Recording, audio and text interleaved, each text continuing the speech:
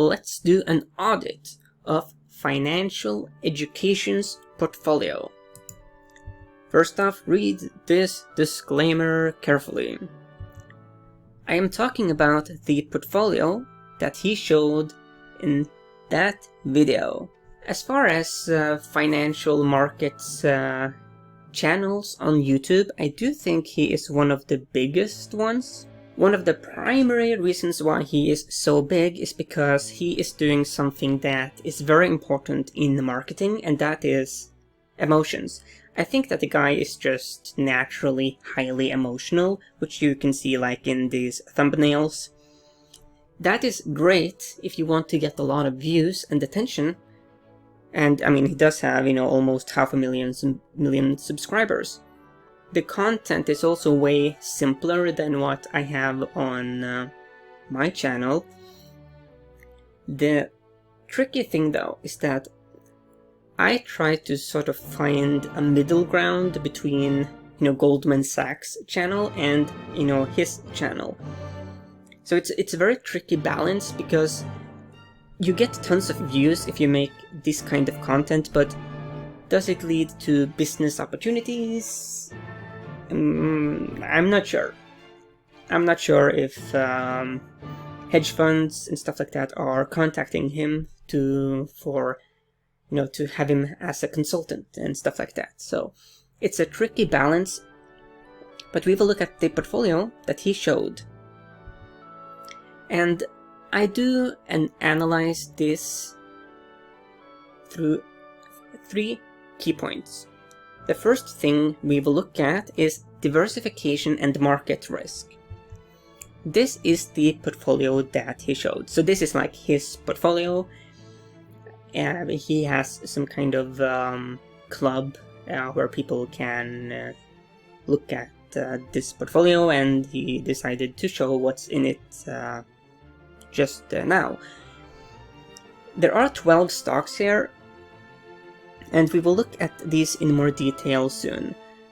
The current value is around 400,000 US dollars, so it is a sizable portfolio in terms of value. As far as diversification, well, that is coming right here. The thing is, he has 12 stocks, and that is the only instruments in that portfolio. So no ETFs, just individual stocks. So no bonds, no commodities, no cryptos, no derivatives that I know of. As far as Forex goes, he doesn't have any Forex pair trades as such, but you could certainly make the case that these 12 stocks, he essentially has one Forex position, and that's the US dollar. So far, we could certainly say that there is very limited diversification here. But let's continue. I then did a sector breakdown of his positions. You have 3 major groups. You have cyclical sectors, sensitive, and defensive. And you can see that there certainly is an imbalance here. He is very heavily leaned towards cyclicals and sensitive. Within the cyclicals, he is all in on consumer cyclicals. No basic materials, no financial services or real estate. And we will look at these companies soon. Look at the charts and the fundamentals. So Carnival, that's the cruise company. Beauty, they are into cosmetics.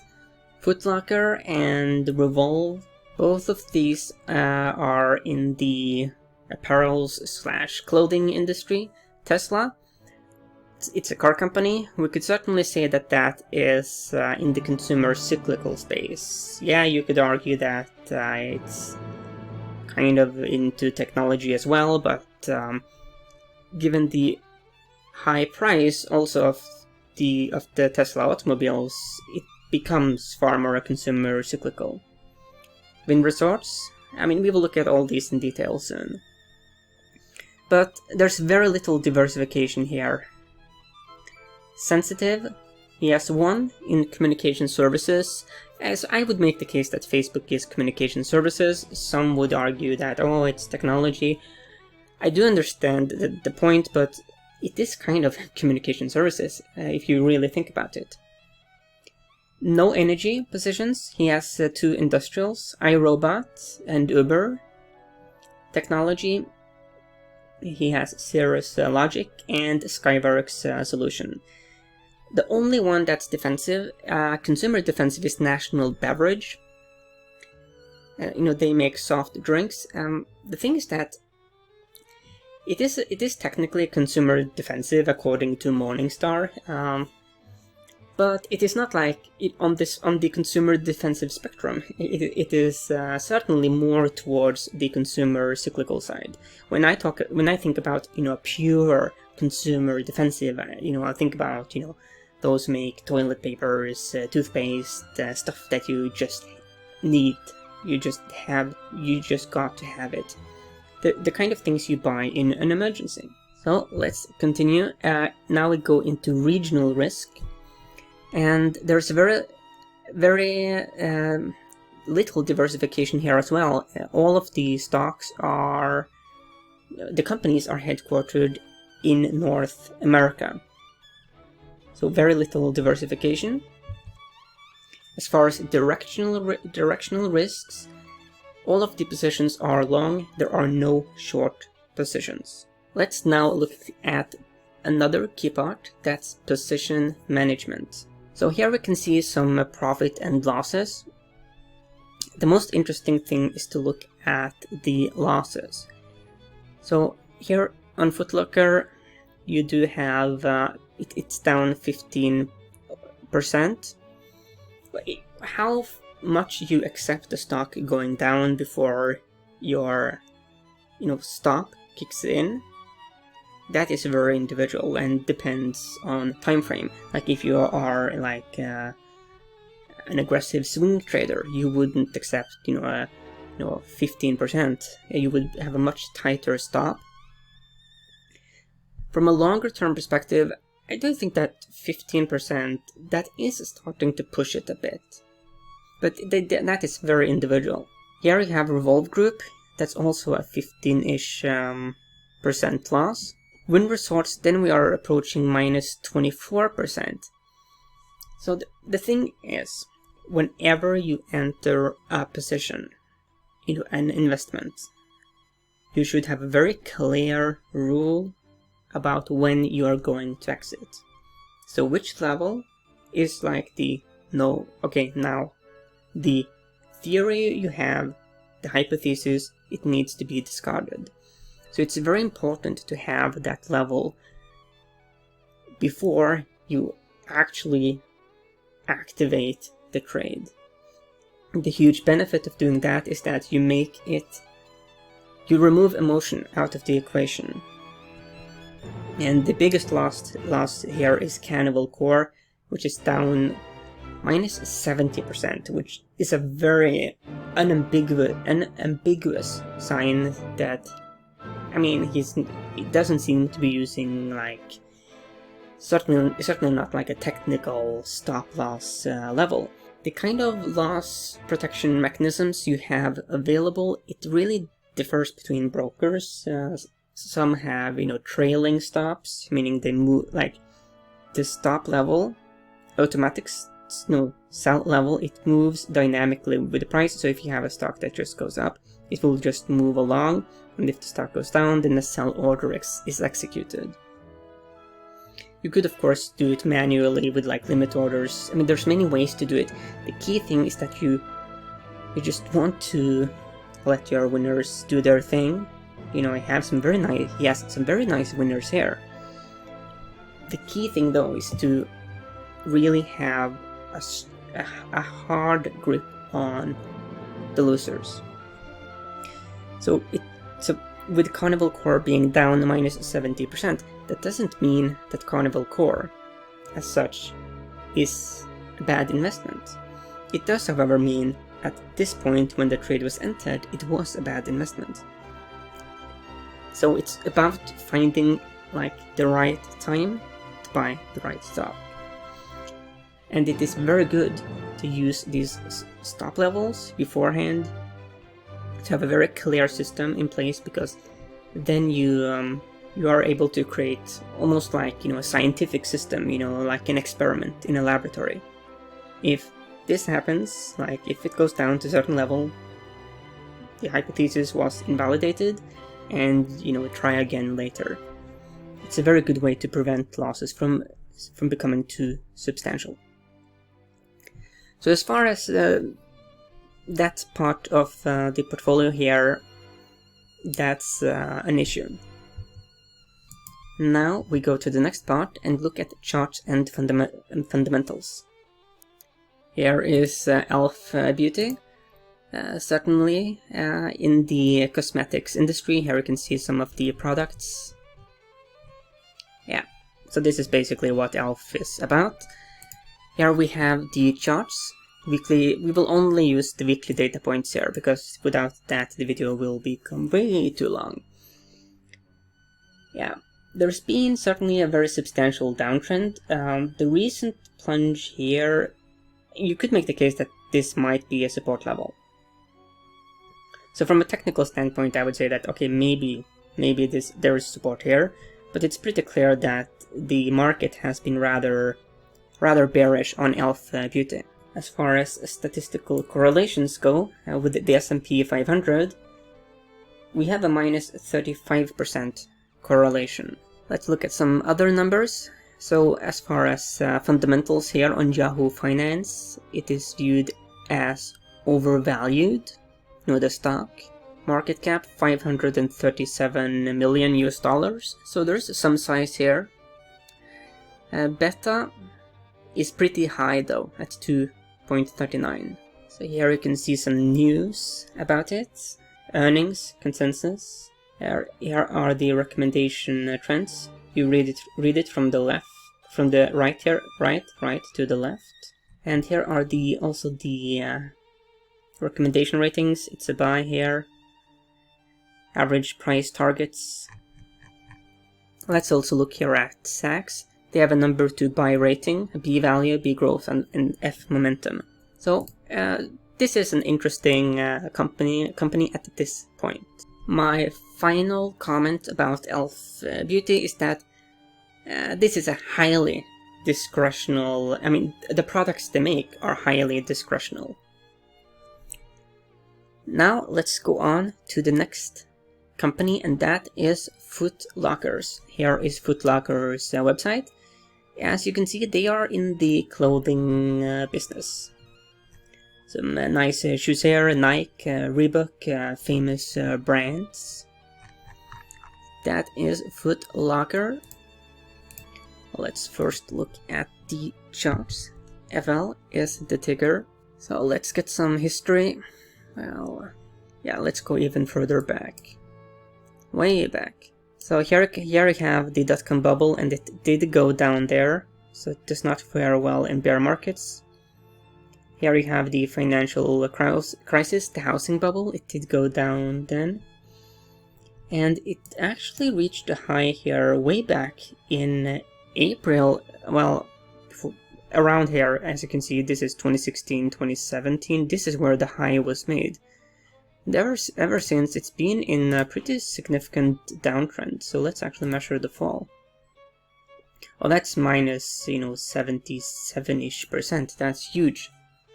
So, wow, the bears have been really aggressive with Foot Locker. Yeah. I mean, we have been approaching the low of the financial crisis. That's really is low. Maybe there is some horizontal support here. We could make that case. But all in all, that was very... Yeah, the bears have been vicious. As far as the correlations goes, yeah, there is a minus 18 correlation between Foot Locker and the S&P 500. But that negative correlation needs to be viewed in context, in that Foot Locker has been in a pretty aggressive downtrend for some time. So let's also look at Foot Locker here on Yahoo Finance. Get some of the numbers. So market cap 2.6 billion US dollars, beta 1.27, so it's a bit more volatile than the overall market. It is undervalued. Here are the analysts' the recommendations. You can see that there's been certainly been an increased bearishness here. Recommendation rating, it's between a buy and a hold. Here you can see the analyzed price targets and the recent developments and news. Then we go to Saks, Foot Locker. They have a number 3 hold. They have an A value score. That's good. B growth and F momentum. And you can see that the dividend here is rather juicy at 6%. When it comes to dividend, it is also important to view it a bit cynically because it can be used as sort of like a desperate ploy to prevent investors from selling off the stock. But at these levels, Foot Locker looks interesting. Some of the fundamentals also were interesting. The caveat is that the charts, they reflect whether people have faith, investors have faith in the future prospects of a security. So when investors look into the future, they have not been very optimistic about Foot Locker. So that's one of the key differences between technical, chart analysis and fundamental analysis. So fundamentals too are very much about the past and the present. Charts, they really tell you about what people think in the future, and that's a very key distinction. That was Foot Locker. Next we go to Cirrus Logic. So CRUS is the ticker, like that, on the Nasdaq. So let's go a bit further back. Yeah, I mean, ever since the low of the financial crisis, there's overall been an uptrend here for Cirrus Logic. So from a chart perspective, it looks interesting. The caveat here is that you can see that the pullbacks are rather deep. You have this very, very clear cyclical patterns. And here we have seen another of those, downtrends. And something we have seen before here is that they can be really deep. And it seems to have been around the red 200-week moving average where the buyers have stepped in, both here and here. Which begs the question, given that we've had these clear cycle patterns before, there is a risk that the current declining cycle pattern is not done, that we have to dance around the 200-week again. At least there is a very real risk that many traders and algorithms, when they look at this chart, they are going to be instantly like, okay, look at the 200-week. The 200-week, the red 200-week is what it's all about. Don't buy until it's there. I mean, that's what, the algorithms might say. So, as far as correlations go, there is a 30% correlation with the S&P 500. So when it comes to correlations, if you have a very strong correlation with S&P 500, you then run into the problem that they move together, which it's good in some instances, but for an entire portfolio, you do not want a high level of intercorrelation. Let's next go here to Yahoo Finance, Cruise, Cirrus Logic. So market cap approaching $4 billion US dollars, so a bit sizable. Beta around 1. The stock is considered to be overvalued. Analyst recommendations, yes, a bit of a buy. Next we go to Saks, Cruise. Let's see. They have a number 3 hold, a C value score, A growth score, and C momentum. No dividends. So that's Cirrus Logic. Next we go to Cannibal Core, which was, the biggest loser. As you can see, this company is in the cruise line business. So let's look at CCL. Yeah. So ever since here the housing bubble, overall there's been an uptrend. It peaked it peaked actually way before the contagion situation, so they can't like only blame that. I mean, you have a very clear downtrend here actually for quite some time.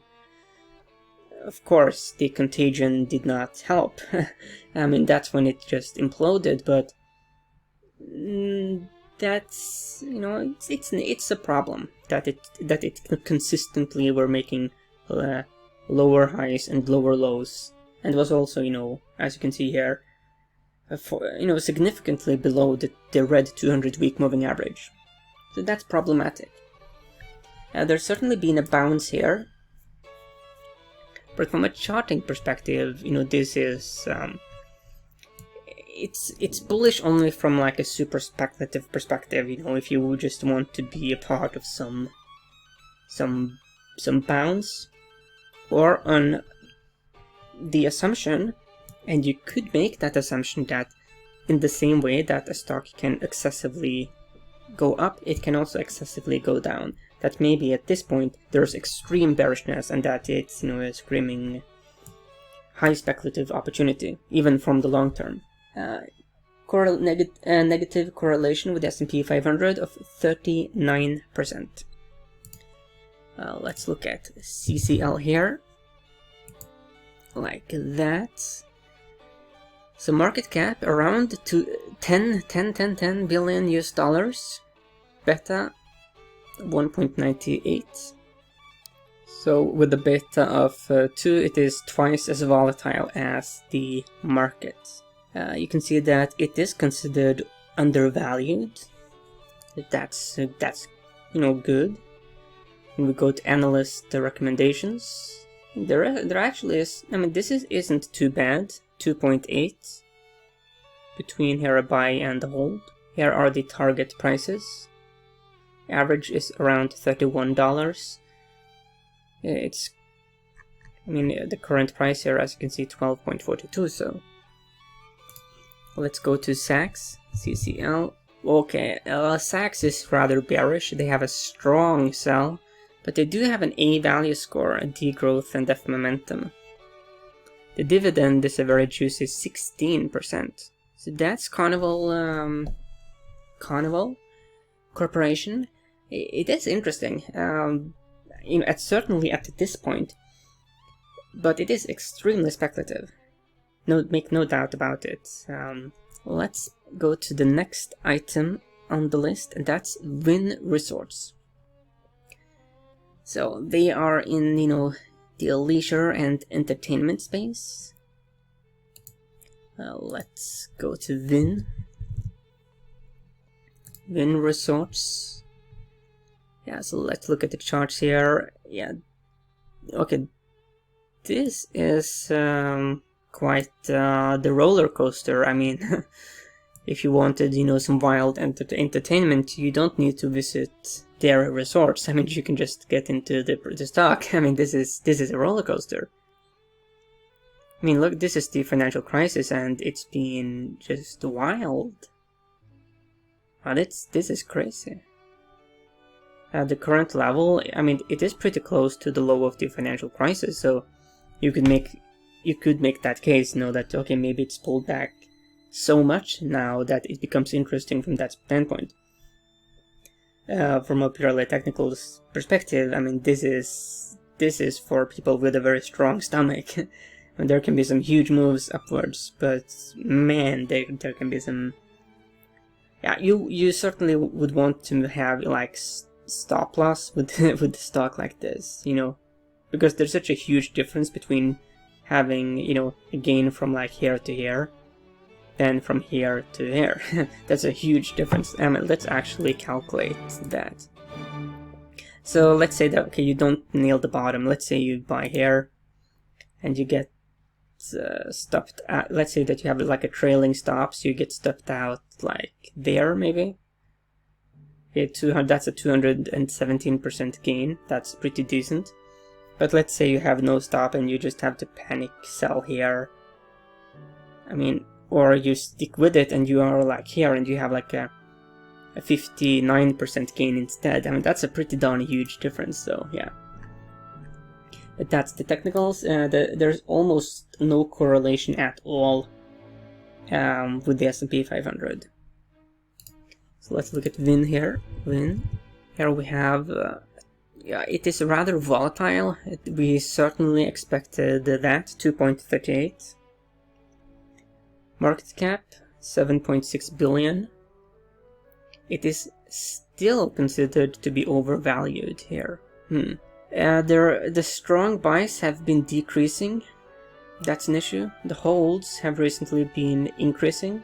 Recommendation rating, it's hovering around a buy. Let's look at Saks. What do they have to say? They have, a number for sell, D value score, F growth, and F momentum.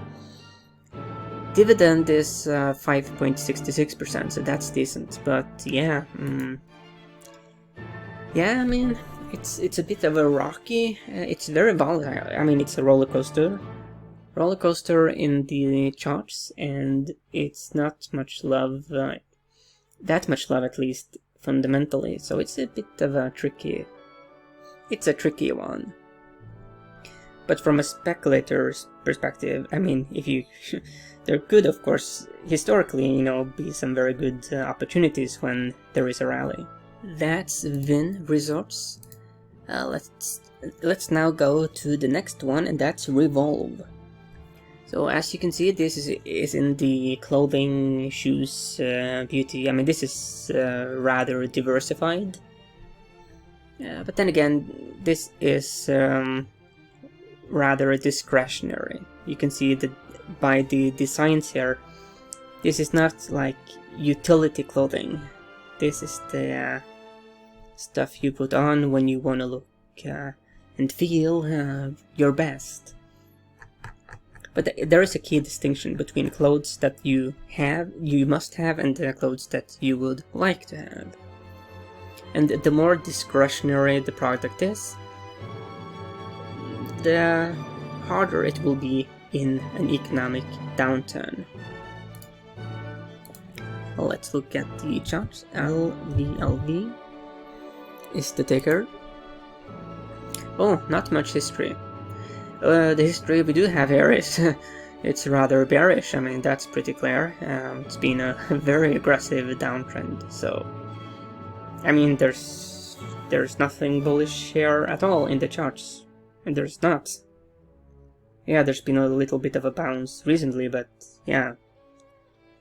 Okay. Yeah, clear downtrend.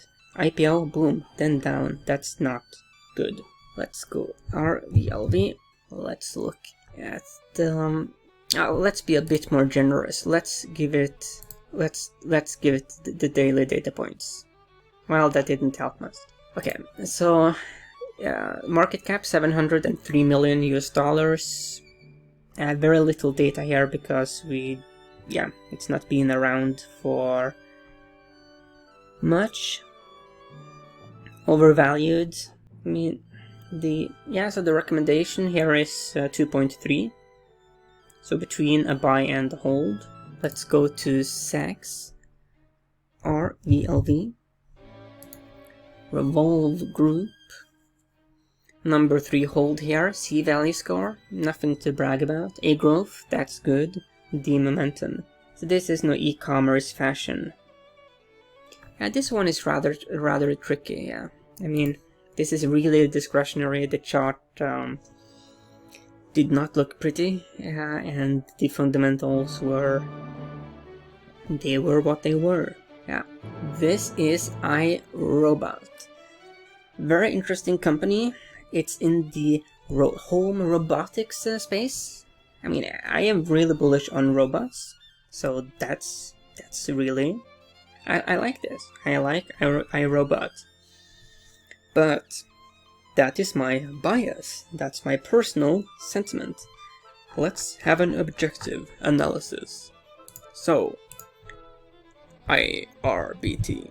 What do the charts speak to us? Okay. Let's go a bit further back. Yeah, let's go back to the financial crisis. I mean, it's been an uptrend-ish. Then we get the double top here on a huge spike, 2019.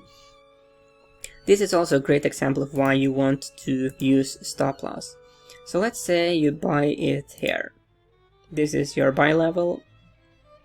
You could have had a 283% gain. Okay, let's say you don't have like a great trading platform, so your execution for your stop limit order was not that good. So let's say it's here, 237%. That's still good. But let's say you wanted to just hold on and not do anything, no matter the percentage change, and you are here. That's 43%. That's a huge difference.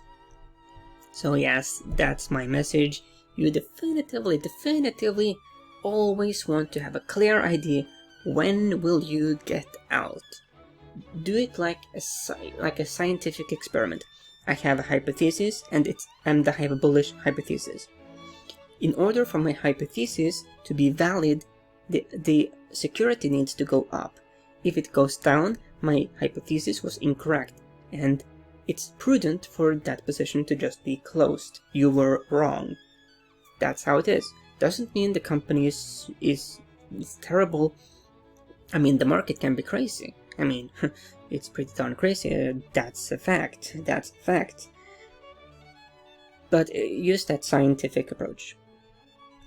Yeah, so the charts, I mean, yeah, it's been a massive downtrend, so from that perspective, like, it's bearish. But let's put our contrarian hat on. The contrarian in me says, well, it's recently had a big pullback. It's recently come down to these prior support levels. In that sense, the contrarian says, okay, if I am going to have some robotic stock, well, I mean, this is a better time to buy than here. That's clear. So you could make that contrarian case. A negative minus 28% correlation with the S&P 500. Let's now go to Yahoo Finance, IRBT. 1.3 billion US dollars in market cap. The beta, it is, 31% more volatile than the market. It's undervalued. That's good. That's good. The analysts are not feeling the love. It's around hold. Let's go to Saks, IRBT. They have a number 3 hold as well, basically. P-value score, that's good. A growth, that's really good. C momentum, VGM of A. That's good. Industry rank the top 37%. No dividend, but yeah, iRobot looks interesting. I mean, it really does. From a long-term perspective. Also a bit from a speculative perspective as well, like from the shorter term. But yeah, iRobot, interesting. Okay, now we go to Uber. Yeah, this company does not need much of an introduction. You probably know what they are about, and they explain it here as well. Yeah. Let's go to the charts. Uber. Well, yeah. Yeah, that was not pretty. This is pretty much a downtrend. Quite clearly, the bears are groveling. Yeah. So you have the IPO here, and yeah, not good. So from a technical perspective, you could make some case that we went all the way down here and then we formed this hammer. That's interesting. There were obviously buyers around here. Quite a few of them. That's cool. So there is a little bit of light at the end of that tunnel. A little bit. Let's look at the fundamentals. Uber, market cap 47 billion US dollars. Of course, a cynic would say that Uber Technologies is basically just a cab company with an app that will be crushed by regulation, and soon, soon the regulators will crush Uber. You could make that case. I do like Uber, but you know, they basically did something very tongue-in-cheek. There are many rules and regulations for that industry. They just thought to themselves, oh, we know a hack, we know a bit of a hack to get around them. You know, you can fight the regulators. I'm not necessarily going to join you. Overvalued, yeah. Number 2, buy. I mean, that's good. What does Sachs say? Sachs says number 3, hold. F value score. So there's no value here whatsoever. If you are a value investor, forget about it. D growth, D momentum, D gem of F. Wow. Okay, that's rough. Yeah, I love innovation. I really do. I do like innovation. I do not like any innovation that has some exploitative aspects about it, some moral hazards about it. So you ask yourself the question, could we have a world where people work in the same, with the same, you know, rights, employee rights as the people who drive for Uber? The answer is no. So yeah, there are problematic aspects to certain kinds of innovation. Next, we go to National Beverage. So they make soft drinks. So let's look at the charts. Fizz. Yeah. So, you know, it's, I mean, from a longer term perspective, I mean, there's been a huge move, you know, 591% since 2007. Here we have a monstrous double top, and this is also a great illustration of why you should use stops. Whenever you enter a position, before you click that send button or whatever button you have on your platform, before you reach the point of no return, have a very clear idea in your head. When will you get out? What are the criteria for when the hypothesis was incorrect? It was invalidated in the market laboratory. Huge pullback. So this is, you know, like with iRobot in a sense. Okay, this is huge pullback. But is the pullback so deep that we could make a contrarian case? Because from a technical standpoint, a nice bullish chart goes up like this. It just is a clear, almost like regression line upwards. That's no clear, unambiguous bullish chart. This is like, you know, a supermodel with a huge watt, you know. Yeah. There's been some buying recently. We have broken through a prior resistance level here, the 50-week moving average. That is bullish.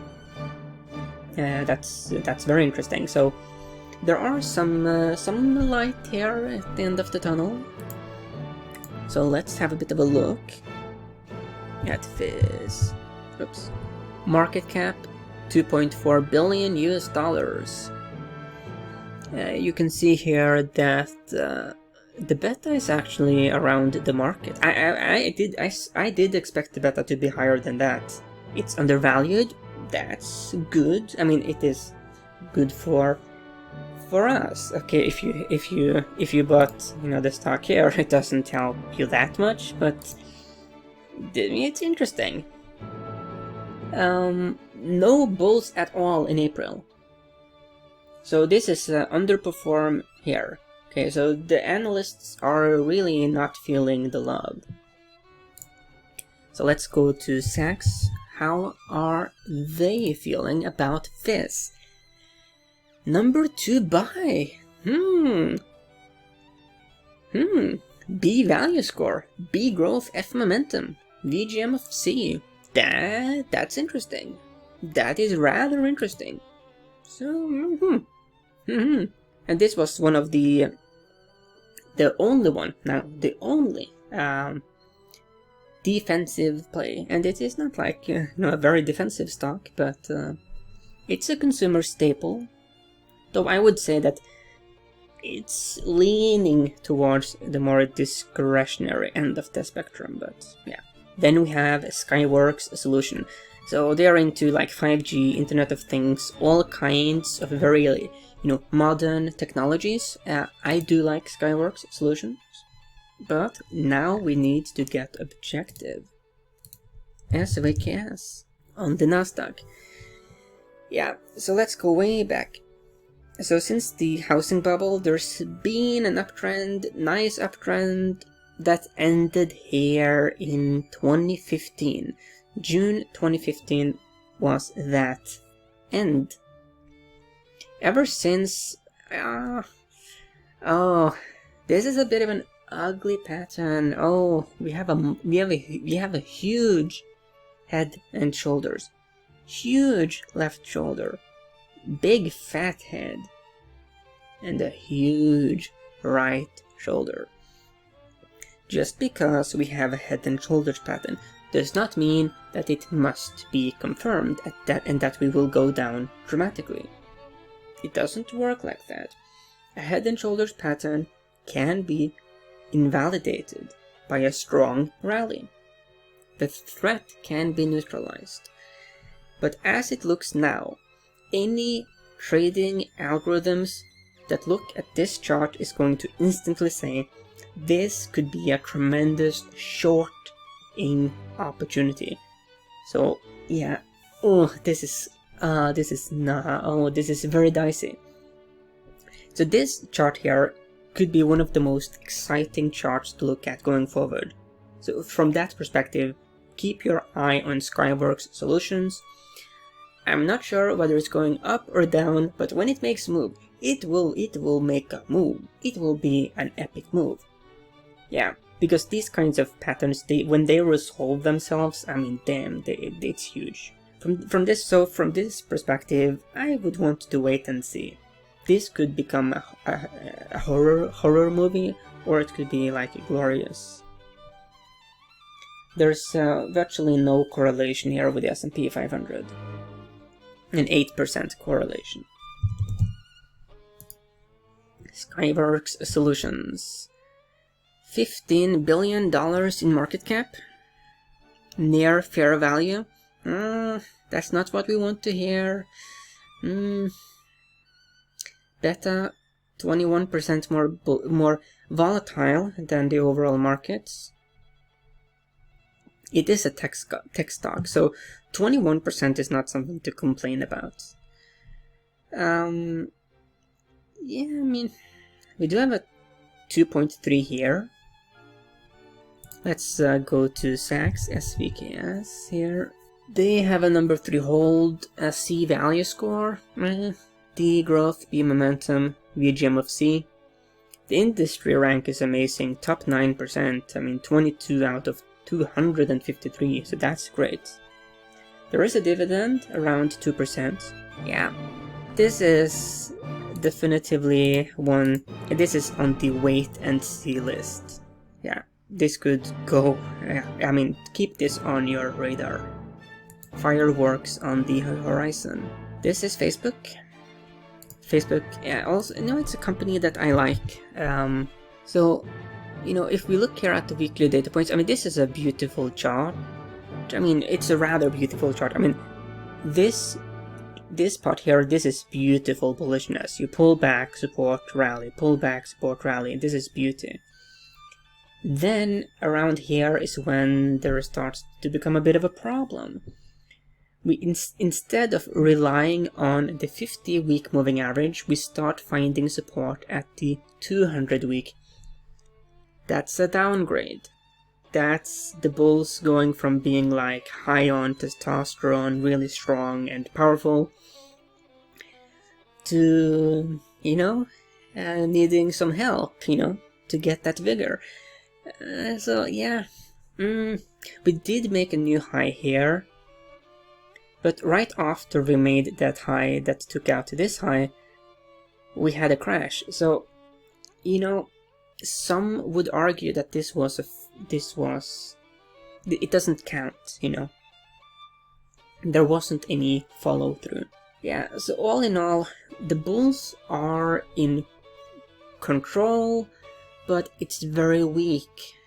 I mean, we have gone from like the Spartan army here, you know, to to not the B team, the C team, but maybe, you know, the D team here. So 74% positive correlation between Facebook and the S&P 500.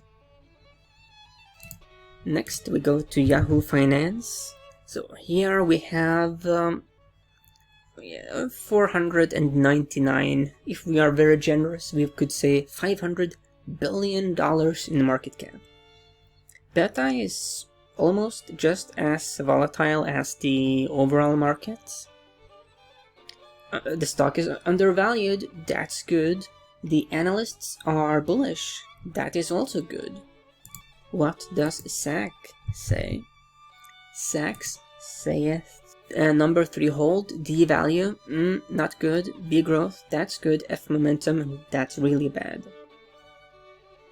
Yeah, no dividend. Yeah, it's a bit dicey. Facebook is still, you know, the king of social media. They also, you know, have Instagram. They have Oculus, you know, in virtual reality. They have an interesting portfolio. The problem is that there hasn't been much evolution of their products. You know, Facebook now, vis-a-vis what Facebook was, you know, 5 years ago, not much, you know, revolutionary changes. It seems like they have run out of ideas. And that's a classic thing. Companies become large, and they go from being very nimble and innovative to becoming fossilized. And the way they innovate is by acquiring innovators. So yeah. Then the final company, Tesla. Yeah, I really like Tesla. I love Tesla as a company. I think long term it looks really bright for Tesla, but that's long term. I'm talking like 5+ years. Here is the chart. You can see that Tesla, it's been a bit all over the place. Then we go from undecided to very bullish, then extremely bearish. I mean, there's been a very aggressive pullback. This is also a perfect example of why you need to have those stops in place. You just gotta have it. Let's measure. We gotta measure this. So let's say, okay, you didn't nail the bottom. And you never nail the bottom. Okay, but let's say you buy here. Like here, okay, here. Okay, so, oh, we are testing the 20-week moving average. I am buying there. Here you have almost 300% gain. I mean, that's good. Let's say you have a trailing stop of, let's say 20%. Oh, that's a bit much. Okay, let's say 15%. If the stock, so the trailing stop moves behind you, if it goes down, okay, let's say 20% then. If the stock goes down more than 20%, then an automatic sell order is executed. So the trailing stops follows you along this beautiful rise. Beautiful rise. And then you are here. This is an intra-week candle, as you can see. And then it pulls back, and boom, your position is sold. Ah, you're out of it. But what happened later? We had a bit of a rally that was fake. This right there is a fake rally. No follow through. This is the high. This right here, that's a phony week. And after that, really bad things happened. You went from a huge gain here, to maybe here, 138%. or here 48, or here 140, which is still way below, 280 or something. So from a chart perspective, I mean, there's been a pullback. Buyers stepped in at the moving average, the 50-week moving average, surgical test support. That's great. I like that. Yeah, I mean, this looks interesting. I like Tesla. But this is a clear lesson in why you use stops. But of course, the ideal would be able to get it here, of course. I mean, that's the ideal. Now let's look at the technicals. Tesla. I mean, the fundamentals. Market cap $106 billion US. Beta is actually a bit less than the market. It's overvalued. Number 3 hold. Then we go to SEX. Here we have a number 3 hold, F value score. So if you are a value investor, forget about it. If you are a growth investor, it has an A. So this is one of those very fascinating differences. You have like F value, F momentum, but A growth. The industry rank is in the bottom 8%. That's not good. No dividend. Yeah, so that's Tesla. So, okay. The point of this video was to analyze a portfolio and to talk, about how to design a portfolio. What are the things that you should do and shouldn't do? The key point is that you want to be diversified.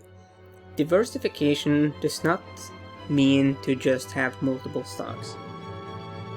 Ideally, you want true diversification, which means you have some stocks, some in the form of individual positions in companies, but also in the form of ETFs, or even mutual funds, or hedge funds. You want some bonds, you want some commodities, you want some different forex exposure, maybe even some cryptos or some derivatives that have more balance between these. That gives you genuine diversification. More, when it comes to your stocks, you do want to have diversification between the major groups. You want to have a balance between cyclicals, sensitive, and defensive. Preferably some of each of these sectors. One basic material, just balance. This portfolio here that he has, it is simply not balanced. This is not diversified enough. There is too much idiosyncratic risk. You also want to be spread between regions. This is too much North America. I mean, literally, only North America. And another key point. You do not want to have items, that are highly statistically correlated with each other. So the reason why I talked about statistical correlation throughout the video is because you ideally want a market neutral portfolio. So the fate of your portfolio should not be contingent on what happens to the dollar or the S&P 500 or like oil or anything specifically like that. You want to be as market neutral as possible. So if you see that the S&P 500 crashes, that doesn't make you panic because you are neutral. And when it comes to your positions, whether it's in stocks or commodities or what have you, a way to push the diversification factor to the max, to have like the nirvana of market neutrality, that's to have bearish positions, bullish positions, and also if you get into the options market, you can have positions that benefit even if the underlying goes sideways. Whatever you do, of course, you want to let the trend be your friend.